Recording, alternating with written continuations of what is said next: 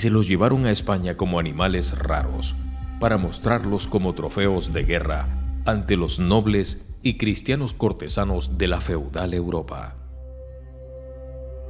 ¿Qué pasó con el pueblo territorio de Cancebí? ¿Cómo pudo una civilización aborigen de tal magnitud desaparecer? ¿Por qué se fundó la Villa Nueva de Puerto Viejo?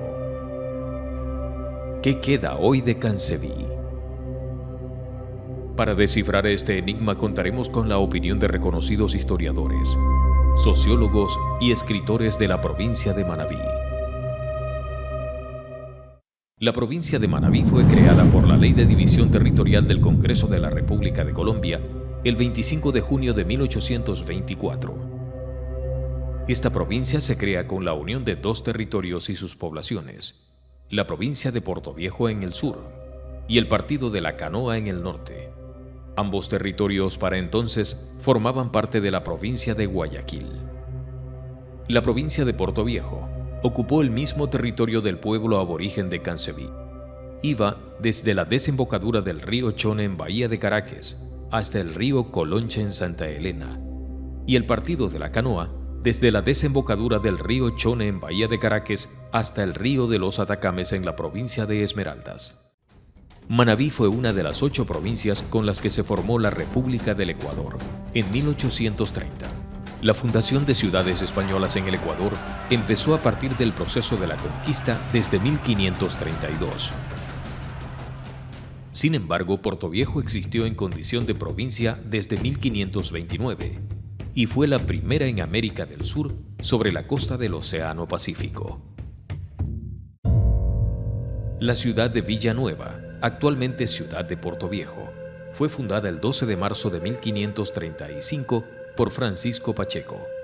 Se le dio por patrono a San Gregorio y fue desde sus primeros momentos la capital de la provincia de Portoviejo.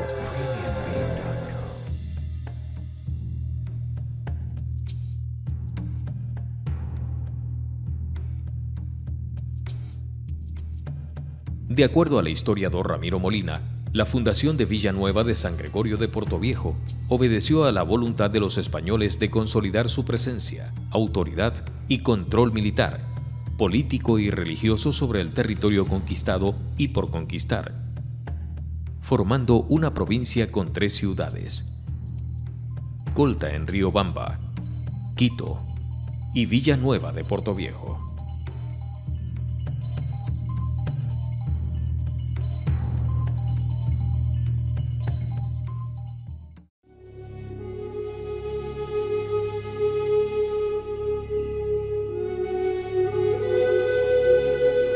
La provincia de Manabí está situada en el centro de la región litoral del país, en la saliente sur sobre el Océano Pacífico.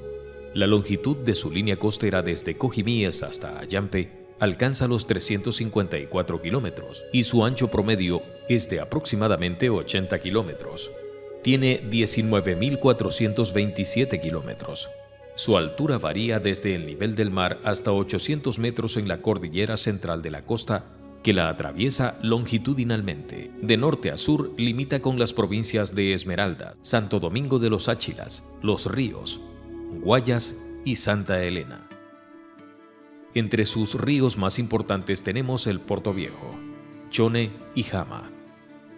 El clima de la provincia oscila entre subtropical seco hacia el este y a tropical húmedo hacia el oeste, Portoviejo, siendo la zona sur seca, mientras la zona norte presenta mayor boscosidad.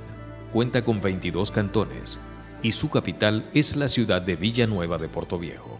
Tiene una población aproximada de 1.500.000 habitantes. En razón de su geografía y producción agrícola, cuenta con una variada gastronomía que incluye algunos platos típicos: el caldo y seco de gallina criolla, la tonga, entre otros. La economía de la provincia se desarrolla alrededor del gasto público, la agricultura, la ganadería y el comercio. Manta es el centro industrial y turístico. En este cantón se concentra la mayor flota pesquera nacional. La pesca, acuicultura, porcicultura y avicultura son actividades económicas que generan importantes ingresos a la población manabita. El sector norte de la provincia Chone y el Carmen es agrícola y ganadero, mientras Jama y Pedernales aportan con la acuicultura.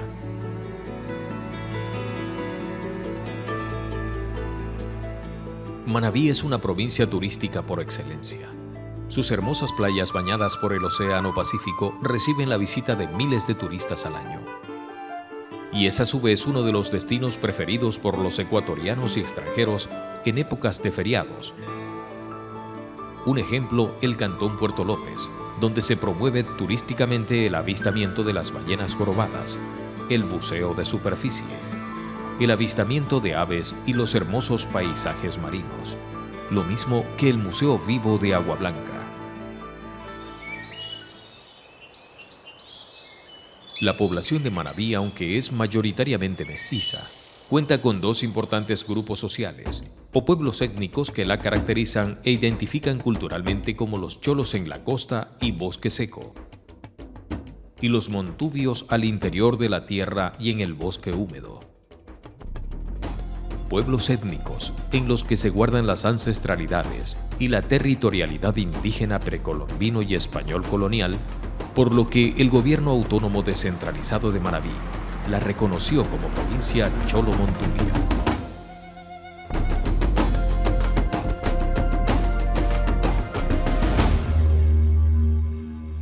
¿Qué pasó con el pueblo territorio de Cancebí?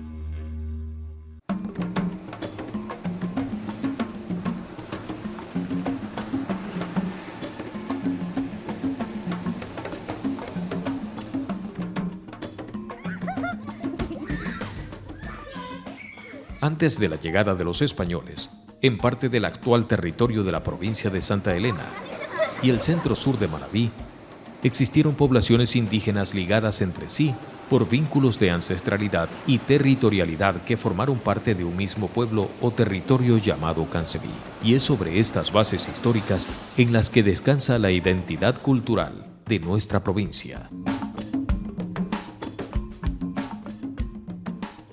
El pueblo indígena de Cansabi o Cancebí alcanzó un alto nivel de desarrollo cultural en consideración a su organización social y productiva. Fueron poseedores de una lengua en común y de un modelo de gobierno basado en una estratificación social, que en teoría actual podemos considerar que se estructuró como un Estado incipiente en relación a un Estado en tiempo moderno.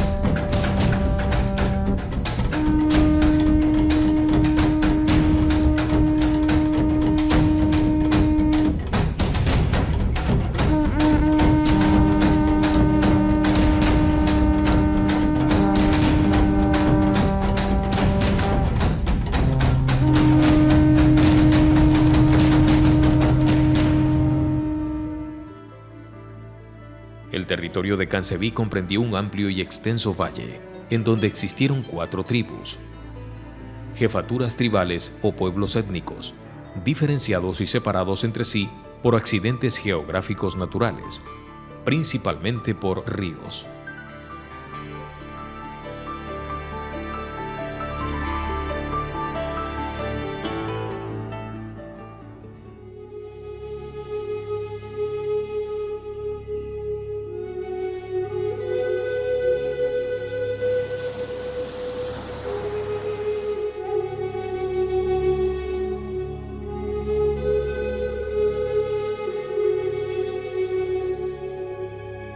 Docoa, que ahora es Manta, comprendió los pueblos de Amarejo, Picoazá, Cama, Camilloa y Jigive, ubicados entre el río Portoviejo hasta el río Jipijapa, con los cerros de Hojas y Jaboncillo, y el ramal final de la cordillera de Chongón y Colonche, hoy Pacoche.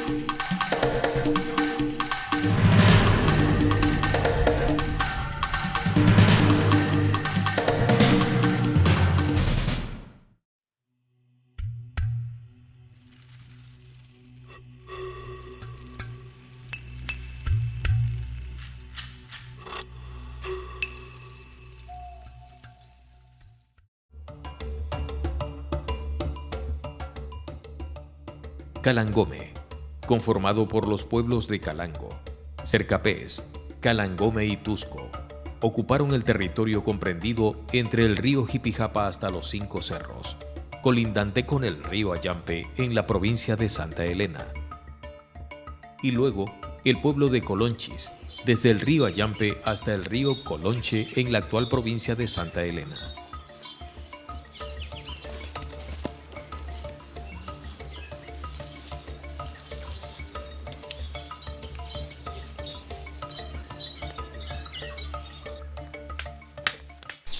La conquista y colonización española en América cambió completamente las estructuras de su organización social y productiva, el comercio de las poblaciones indígenas, y trajo consigo otros modelos de relaciones sociales y productivas.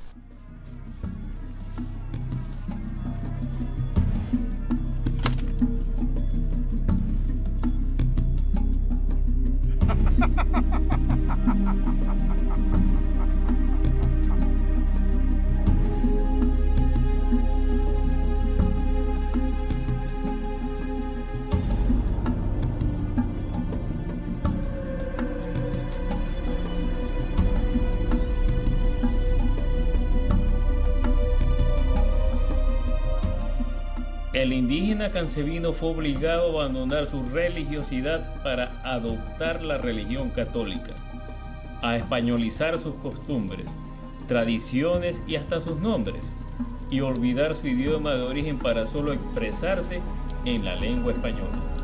Árbol. Árbol. Árbol. Árbol. Árbol, indios de mierda. Arderán en el infierno, indios malditos.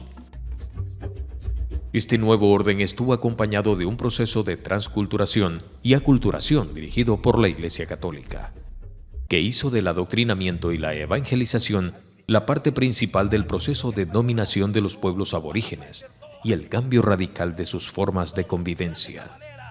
Todos acabarán muertos, aniquilados. Así van a terminar todos. Miren, observen, arrepiéntanse. Dejen de orar a esos dioses paganos, esos dioses falsos que ustedes adoran. Este es nuestro Dios verdadero, el cristianismo.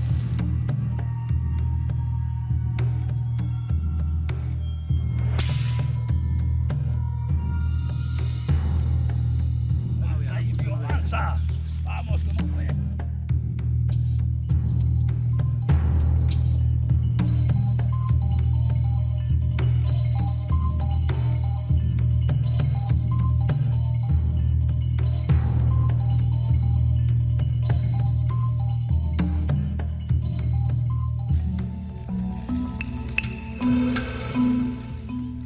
Esta acción llevó a la pérdida gradual y sistemática de la memoria histórica y la identidad cultural de las poblaciones aborígenes del pueblo de Cansabio-Cancebí y de toda América del Sur.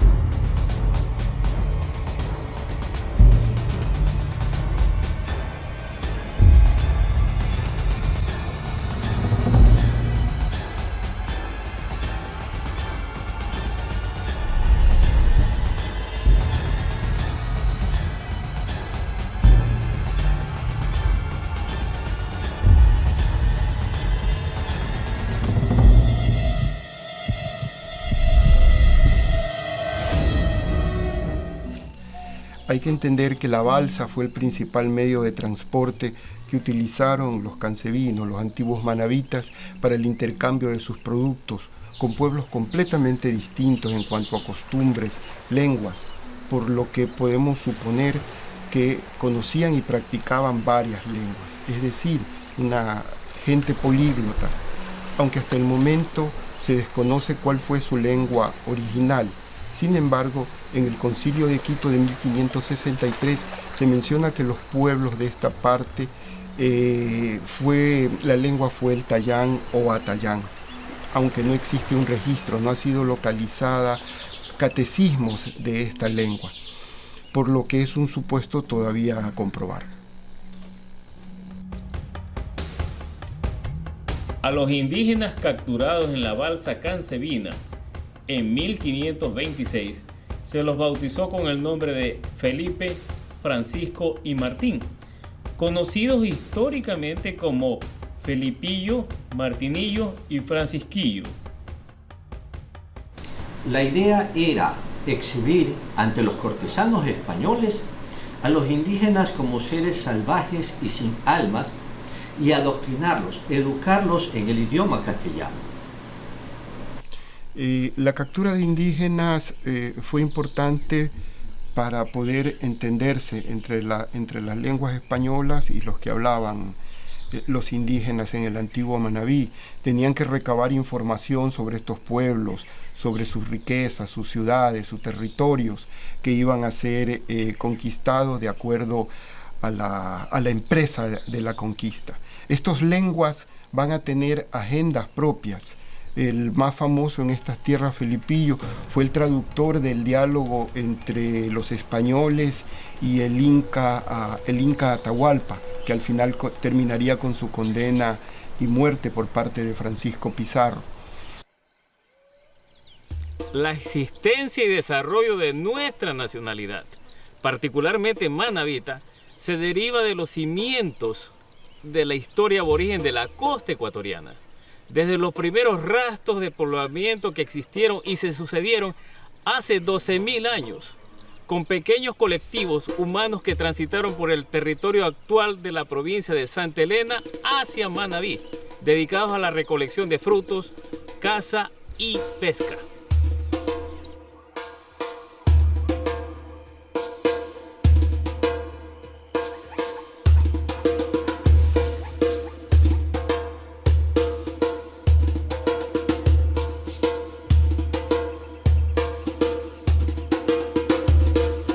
Entre una de las teorías de la presencia de los primeros pobladores del continente americano está aquella de que cruzaron por el estrecho de Bering hace 40.000 a 50.000 años antes de Cristo.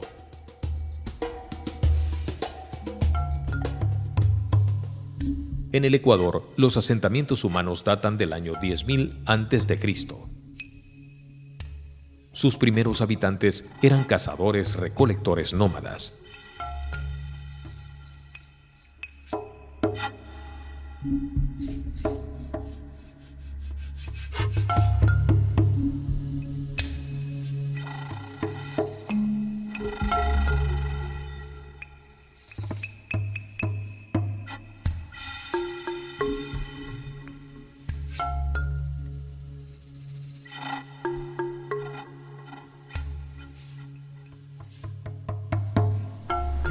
Estos primeros habitantes, al desplazarse hacia el sur del continente, cruzando los Andes, arribaron hasta el actual territorio ecuatoriano, recorriendo a lo largo y a lo ancho sus regiones naturales.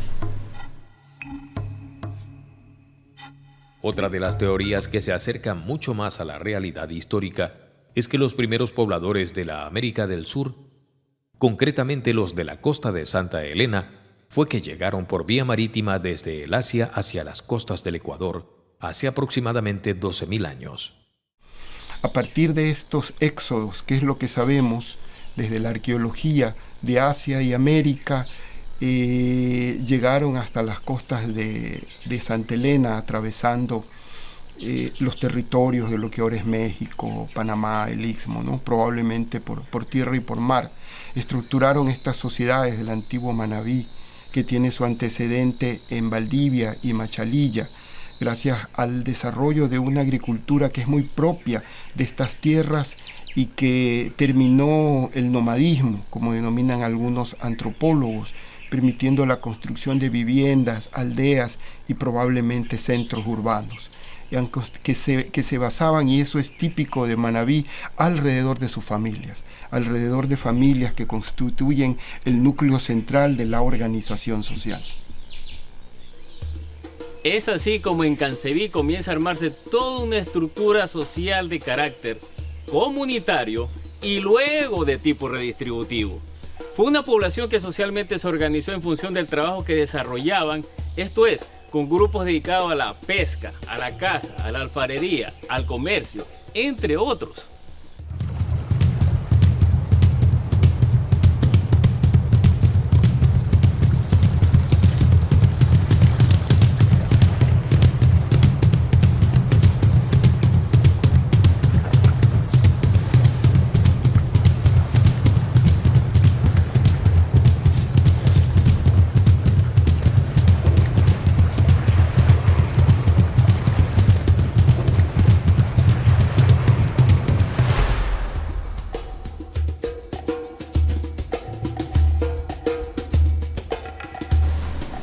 En esta estratificación social ya podemos observar que manejan un modelo de administración del territorio y gobierno social que los lleva a establecer o conformarse en un pueblo, nación, con lengua, con cultura y con identidad propia.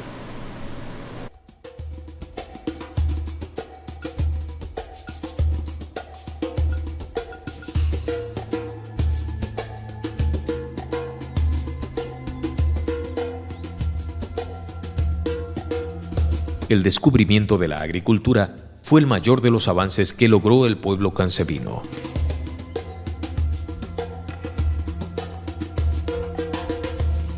La agricultura la descubrieron por el método de observación. Los seres humanos que habitaron estas tierras descubrieron la germinación de la semilla. Los primeros instrumentos que usaron en la agricultura fueron muy básicos y sencillos, como el palo o espeque que se usaba para remover la tierra, poner las semillas y obtener alimentos y granos como cereales como el maíz, oleaginosas como el frijol, tubérculos como el camote y la yuca. Se trataba de una dieta alimenticia muy sana y equilibrada con los productos silvestres como hasta el día de hoy tenemos en el paisaje de estas montañas manabitas. Se enriquecieron su gastronomía con el pescado y la carne, ¿no? Animales que formaban parte de este entorno y que de alguna manera se integraron a la cultura, de alguna manera fueron domesticados y construyeron una sociedad bastante exitosa.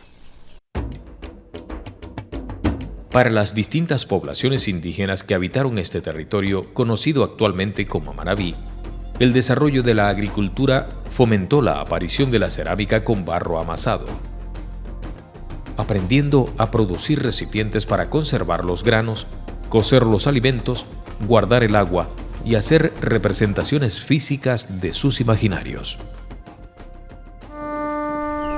Aprendieron a conocer el tiempo y los cambios climáticos, las fases lunares y los movimientos de los astros, los vientos y las corrientes marinas, las épocas de invierno y de siembra y las épocas de verano y cosecha. Aprendieron a valorar y cuidar el agua como el principal medio de subsistencia. El desarrollo de la domesticación de animales posibilitó asimismo la aparición de los tejidos, para los que se utilizaban, a más de las fibras vegetales como el algodoncillo, la toquilla y la mocora, el pelaje y la piel de los animales. Fue un proceso de desarrollo social, continuado y progresivo, que se extendió hacia el norte del territorio con las poblaciones costeras, con nombres actuales de Colonche, Valdivia, Salango, Agua Blanca, Machalilla, Jipijapa, Manta, Jaramijó, Picuazá, Charapotó, entre otros. Contaron con un progreso altamente significativo y relevante en las artes de la pesca y de la agricultura, en las artesanías alfareras y en los tejidos de algodón y fibras vegetales como la mocora y la toquilla. en la construcción de balsas a remo y con velas para apoyados, en el conocimiento de los vientos y las corrientes marinas, en el movimiento de los astros, trasladarse por vía marítima hacia pueblos cercanos y distantes. Todo este conjunto de conocimientos que fueron adquiriendo y cimentando en el tiempo, los convirtieron en buenos navegantes y mercaderes. Se dedicaron a la comercialización de los excedentes de sus productos con otras poblaciones, distintas en costumbres y lenguas, que enriquecieron sus conocimientos y su cultura. Una comercialización que se dio en base al trueque. Entregaban sus productos excedentes y recibían de los que carecían. Es indudable que este intercambio comercial que iniciaron los pueblos del antiguo Manabí con regiones muy distantes fue gracias a su conocimiento de las corrientes marinas, de los cambios de los vientos. Recordemos que en las costas de Manabí chocan las dos grandes corrientes oceánicas de esta parte del mundo. Esto les permitió llegar a grandes pueblos, construir una esfera de intercambio de ideas, de productos. Construyeron una región. Estos hábiles navegantes, estos expertos mercaderes, hicieron de la concha Spondylus su principal producto de intercambio, algo así como moneda de intercambio. Una concha que usaron no solo en su dieta alimenticia y como materia prima de sus artesanías, sino que también le sacaron provecho para obtener ventajas y réditos comerciales, por la creencia que otros pueblos tenían sobre ella de que este molusco era poseedor de poderes mágicos para la producción de lluvias y por ende el control de las cosechas.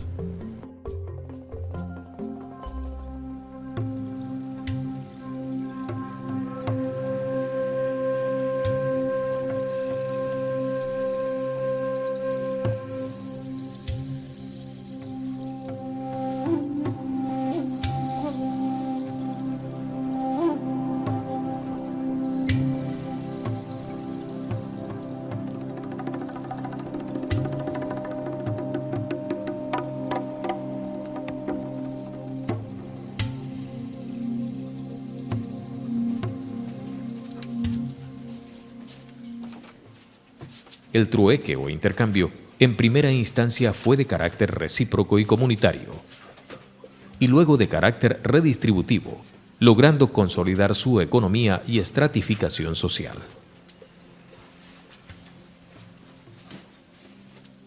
Este intercambio se dio con pueblos semejantes y distintos en sus formas de vida, con poblaciones vecinas y distantes. Un intercambio que no solo fue por vía marítima, sino que también se dio por vía terrestre con los pueblos andinos y amazónicos.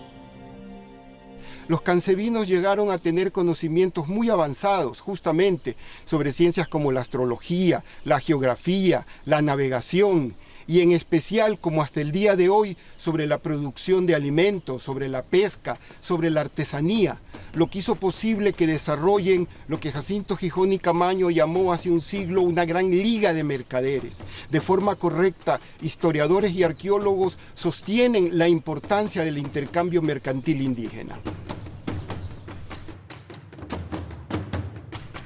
El fomento del comercio regional les permitió alcanzar un elevado nivel de desarrollo social y productivo, de mucha importancia en esos tiempos, porque lograron estructurarse progresivamente como un pueblo-nación con identidad histórico-cultural. De esta manera se explica cómo es que este pueblo-nación de Cancebí llegó a estructurarse de manera semejante a un estado incipiente, en relación de los tiempos, al contar con los tres elementos que posibilitaban la existencia de un estado.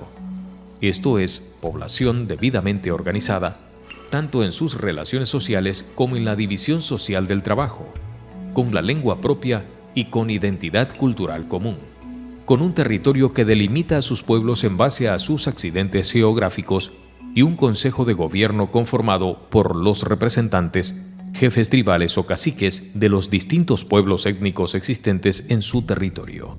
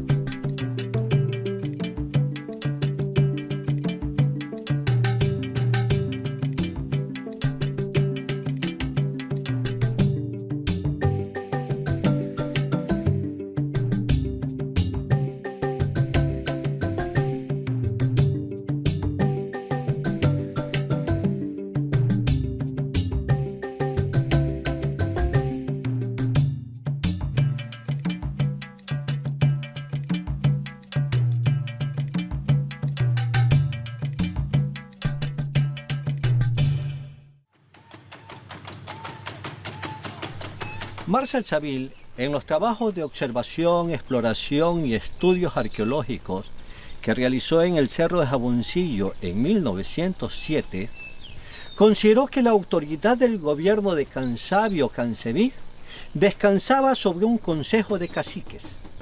Esta teoría la dedujo por la forma en que encontró las sillas de piedra que se encontraban debidamente ordenadas en semicírculo. Saville llegó a considerar que la autoridad de los caciques sobre sus gobernados respondía a ese Consejo Superior de Caciques que tuvo como centro ceremonial y de gobierno el Cerro de Jaboncillo.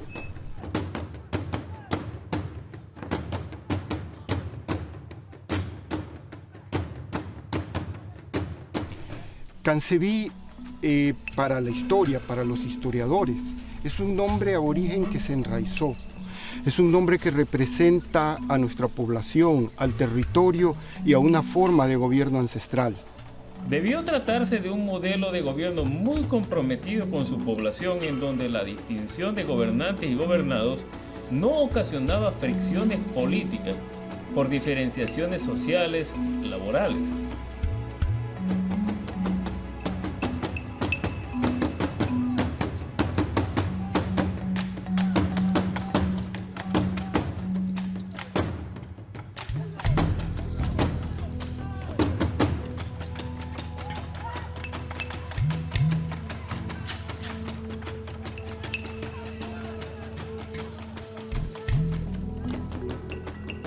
Actualmente hacemos distinciones entre lo político y lo social, entre el Estado y la comunidad, pero estas son distinciones que no se practicaron en la sociedad-estado cansevino.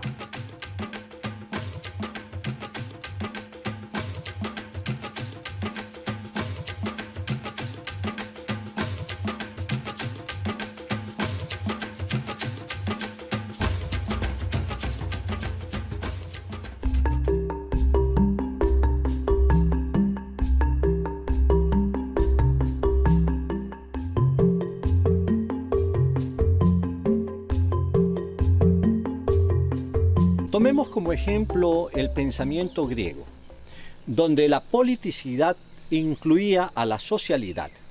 Pero en el caso de Cansabio o de Cansevi, nos da la impresión de que la esfera de lo político incluía a la comunidad, así como lo comunitario estaba incluido dentro de los asuntos del Estado cansevino.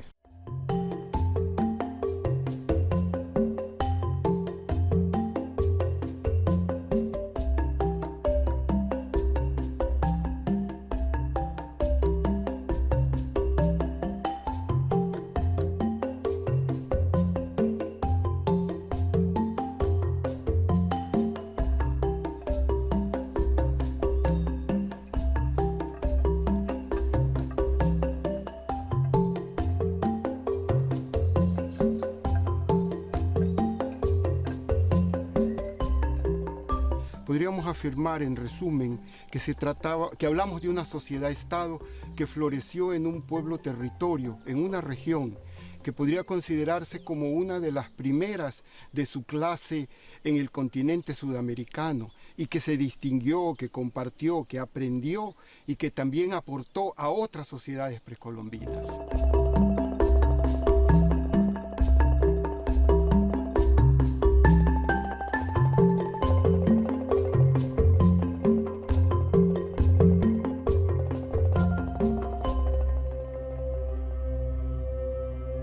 ¿Cómo pudo una civilización aborigen de tal magnitud desaparecer? El 12 de octubre de 1492, 3 carabelas arribaron a suelo americano. Cristóbal Colón, un navegante que buscaba llegar a la India para dinamizar el comercio de Europa con el Oriente Asiático, creyó haber llegado a dichas latitudes y en virtud de ello nos llamó indios.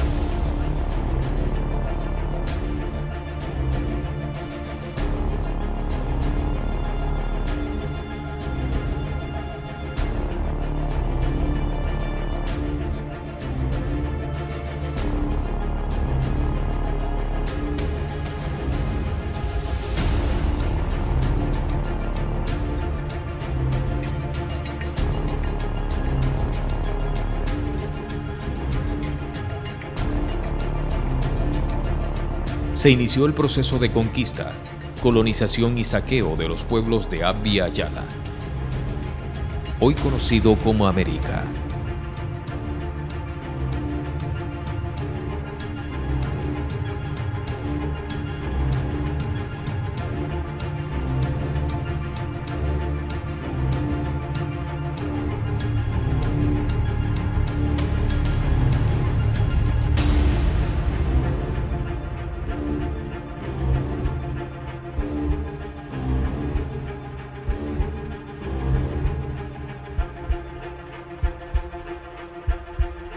El proceso de conquista y sometimiento de los pueblos indígenas de América fue devastador.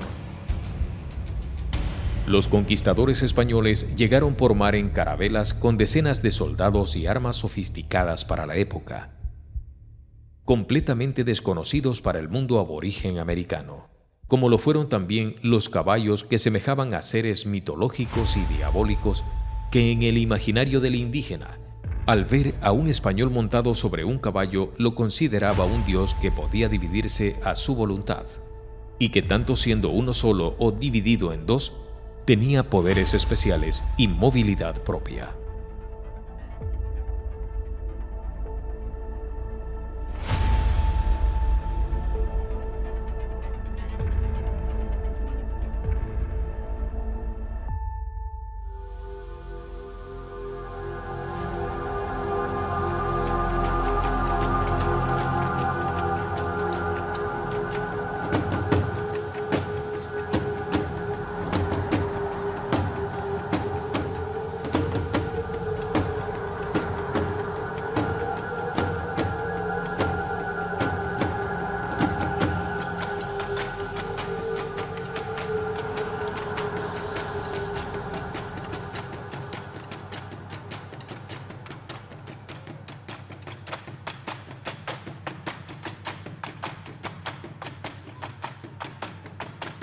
Los españoles llegaron trayendo muerte, oscureciendo los días y alumbrando las noches con el fuego bárbaro de sus inequidades.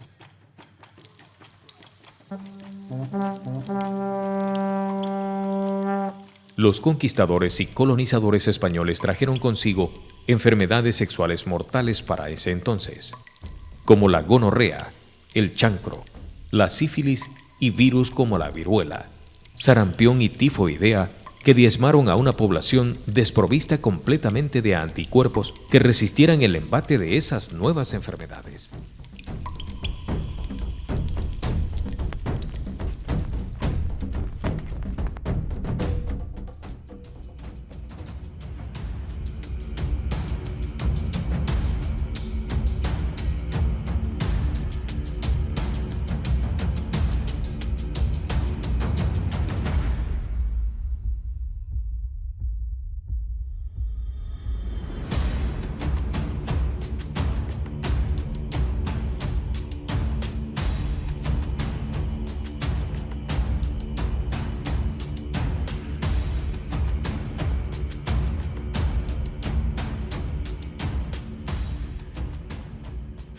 La desolación, el terror y la muerte pisaron tierra en la América de Anacaona, Moctezuma, Atahualpa, Rumiñahui, Tupac Amaru y Calicuchima.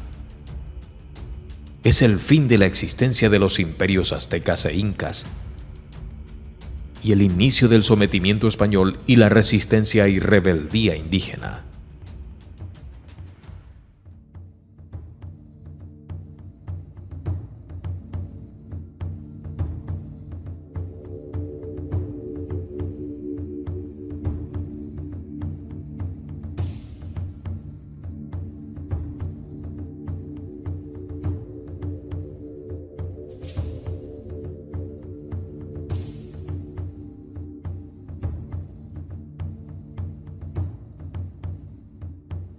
Fue el encuentro entre dos sociedades de continentes y culturas diferentes, con visiones de vida y objetivos sociales de desarrollo completamente distintos.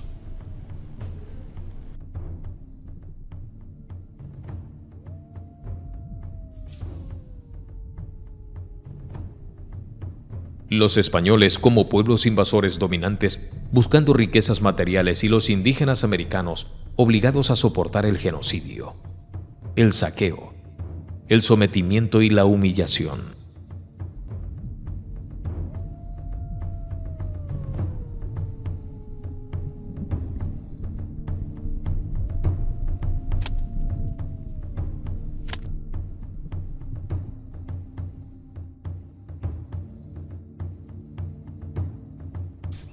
Sobre España, podemos afirmar que hizo uso de estrategias militares, de estrategias políticas y de estrategias ideológicas, como fue la religión, para el sometimiento físico y espiritual de los indígenas de América.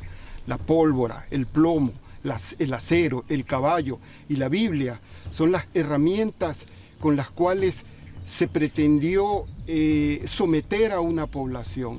Por el trabajo de Benzoni, sabemos que aún en el siglo XVI nuestros indígenas mantenían su religión.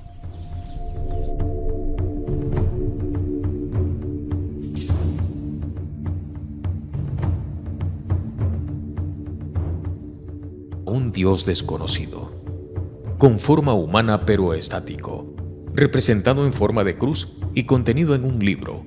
Un Dios administrado por individuos de otras latitudes que ocasionaban daño, que oprimían y disponían de sus bienes y de sus vidas.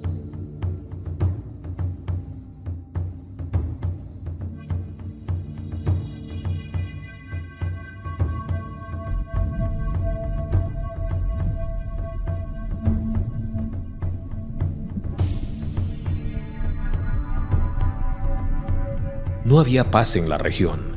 No podía haber paz donde la muerte rondaba.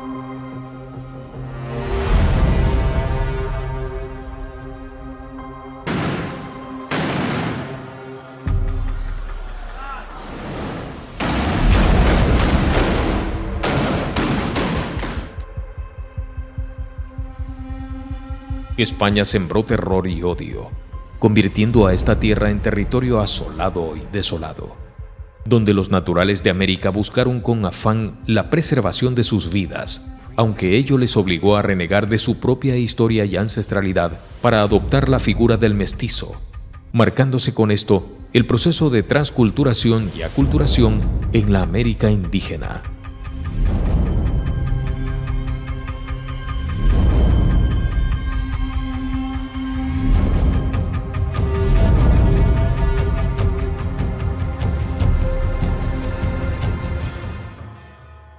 La fundación de una ciudad como Villanueva de Portoviejo no podía darse en condiciones de algarabía española y de alegre satisfacción por parte de sus habitantes.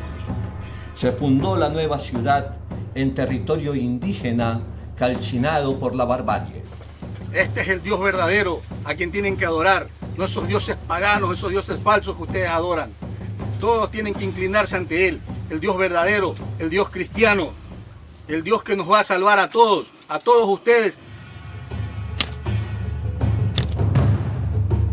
Poco antes de la fundación de Villanueva de Portoviejo, realizada el 12 de marzo de 1535, Francisco Pizarro en 1531 y Pedro de Alvarado en 1534 sometieron a los cancebinos al castigo infame, al asesinato de su gente.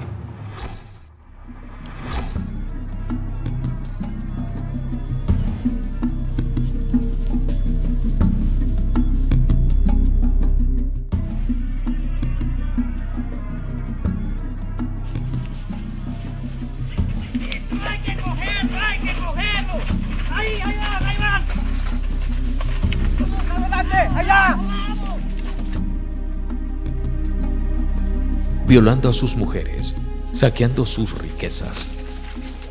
Fue la fundación de Villanueva de Portoviejo que marcó el inicio del fin de esta avanzada sociedad aborigen de Cancebí.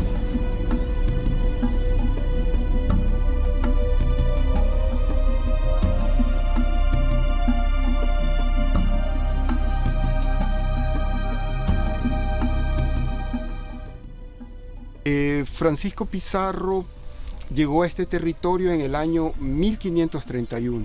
No era la primera vez, ya había habido otras incursiones, pero en esta ocasión reconocen la zona, toman contacto con estas poblaciones y sigue una estrategia más política, más diplomática antes que la guerra abierta y el genocidio.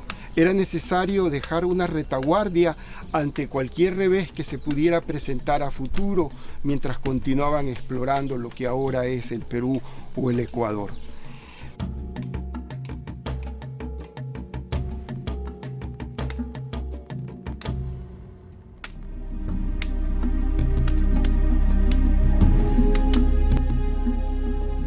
En 1534, Pedro de Alvarado desembarcó en Bahía de Caracas y anduvo por los mismos caminos que tomó Francisco Pizarro. Estuvo en Amotopse, hoy Charapotó, y avanzó por el territorio de Cancebí, pero asesinando y saqueando sus poblaciones y tomando indígenas prisioneros para que lo guiaran hacia la zona andina, hacia Quito, queriendo ganarle la delantera a Francisco Pizarro. Fue un tránsito rápido por este territorio en el que no tuvo tiempo para fundar ciudad alguna, pero sí por el daño causado. Ocasionó una alerta máxima entre los pobladores indígenas y un encono muy fuerte de estos en contra de los españoles.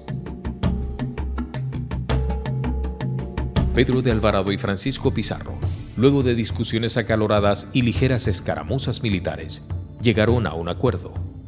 Pizarro le reconoce a Alvarado una considerable cantidad de oro para que regrese a Panamá, y él se queda como autoridad absoluta de América del Sur. A partir de ello, vemos a un Pizarro más cauteloso, decidido a que ningún otro conquistador irrumpa sus dominios, por lo que decide crear una provincia desde la cual cierra el territorio que tendrá bajo su mandato. Para el año 1534, Pizarro va a disponer la fundación de Colta, muy cerca de la actual ciudad de Riobamba. Esta era la idea de tener nuevamente una retaguardia, de tener un punto de apoyo de una ciudad y de una población ya reconocida en 1531 y que ahora identificamos con la actual Charapotó, con Japotó de Amotoxe, de acuerdo a los estudios de distinguidos historiadores. Según el cronista Pedro Cieza de León, Francisco Pacheco, cumpliendo lo mandado por Diego de Almagro, llegó a fines de diciembre de 1534 a las costas de Picuazá, en donde conoció del ambiente hostil que existía en la región, y luego de incursionar a este lugar, donde en el año de 1531 había armado caleta el conquistador Francisco Pizarro, fundó la ciudad a la que llamó Villanueva, en la provincia de Puerto Viejo.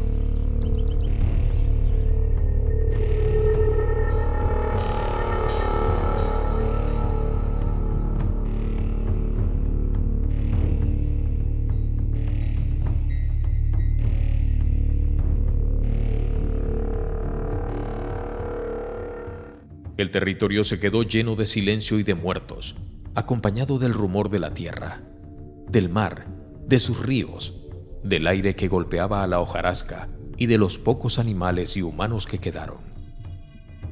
Muchos de ellos se refugiaron en las montañas, escapando de la crueldad de los españoles y buscando rehacer sus vidas.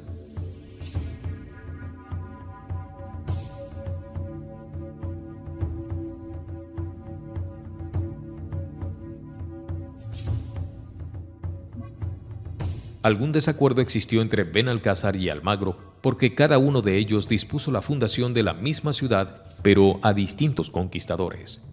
Sebastián de Benalcázar encomendó la tarea a Pedro de Puelles, soldado que había llegado con Pedro de Alvarado, y decidió quedarse bajo las órdenes militares de Pizarro, mientras Almagro encomendó igual tarea a Francisco Pacheco.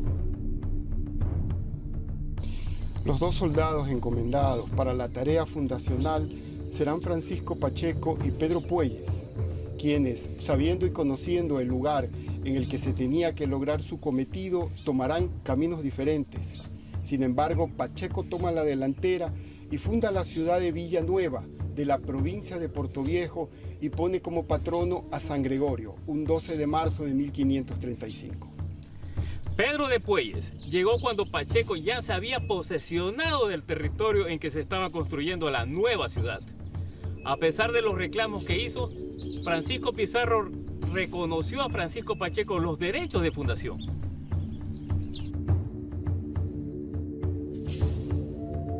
Villanueva de Portoviejo se fundó junto al río, posiblemente en el actual sitio de Santa Teresa de Charapotó, en el cantón Sucre, y tuvo por vecinos a 30 españoles. Fue la quinta ciudad fundada en América del Sur, la tercera en Ecuador y la primera en la costa ecuatoriana. Fue ciudad demarcatoria de los territorios conquistados por Francisco Pizarro en toda América del Sur y ciudad de aprovisionamiento de armas, alimentos, agua, vituallas y extracción de riquezas. Los indígenas cancebinos habían soportado la arremetida militar brutal de los conquistadores españoles y estaban sublevados. Imposible que ellos hayan aceptado sumisamente ser parte incluyente de una sociedad invasora y genocida.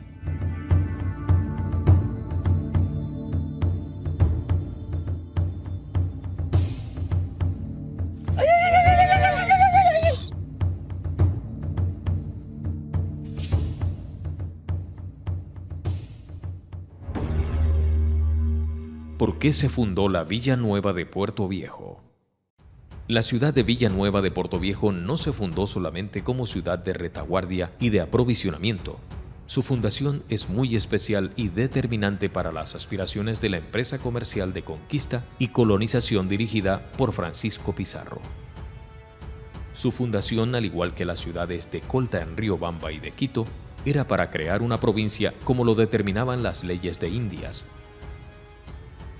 Creada la provincia con estas 3 ciudades, se trazó la línea de frontera, lo que le permitió a Pizarro reclamar ante el rey, en la corte de España, el derecho de posesión y autoridad en calidad de conquistador o avanzado y por lo tanto de gobernador general del territorio. Carlos V de España y V del Sacro Imperio Romano y Germánico es nombrado gobernador general de todo lo conquistado y por conquistar.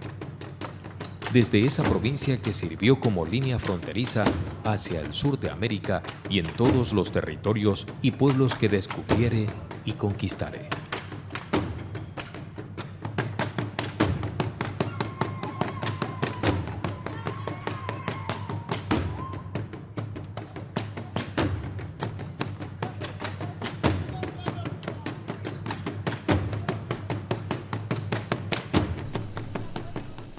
Con la fundación de Villanueva de Portoviejo se marca el fin de la sociedad cancebina, que ocupa un lugar importante en la historia de América y se da inicio a la presencia de España en el proceso de colonización y aculturación.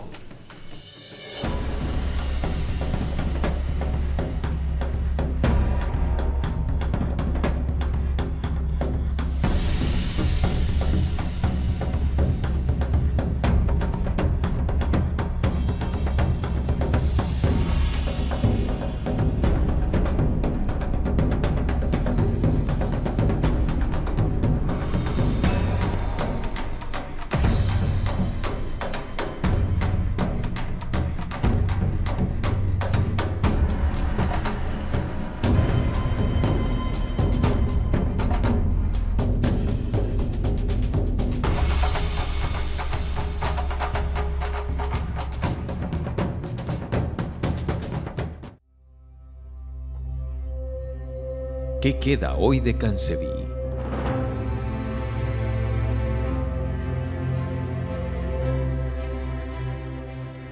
Hoy recordamos que nos impusieron doctrinas perversas, dominantes y manipuladoras. Doctrinas que nos destruyeron desde nuestras entrañas.